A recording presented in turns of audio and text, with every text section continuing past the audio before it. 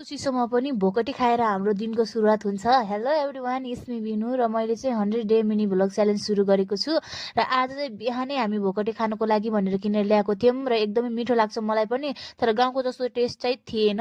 त्यसपछि मेरो झोला च्यातिएको भएर हामी चाहिँ झोला लिनको लागि जान्छौँ बजारतिर र बजारबाट चाहिँ मैले झोला लिएर आइसकेको थिएँ। अनि हामीले चाहिँ खानको लागि भनेर चिकन चाउमिन लिएर आएको थियौँ। हेर्न सक्नुहुन्छ हजुरले कति राम्रो देखिरहेको छ भनेर। म चाहिँ एकदमै धेरै एक्साइटेड थिएँ यसलाई ट्राई गर्नको लागि भनेर र एकदमै मिठो पनि थियो। म चाहिँ यो खाइरहेको थिएँ र पार्सल आएको छ भन्ने कुरा सुनेपछि म र मेरो साथी त दौडेर जान्छौँ पार्सल लिनको लागि भनेर। चक्लेट डे चाहिँ हिजो थियो, तर मेरो साथीको बुढाले चाहिँ विदेशदेखि आज चक्लेटहरू पठाइदिनु भएको थियो र उहाँले पठाएको चक्लेट चाहिँ आज पुगेको थियो।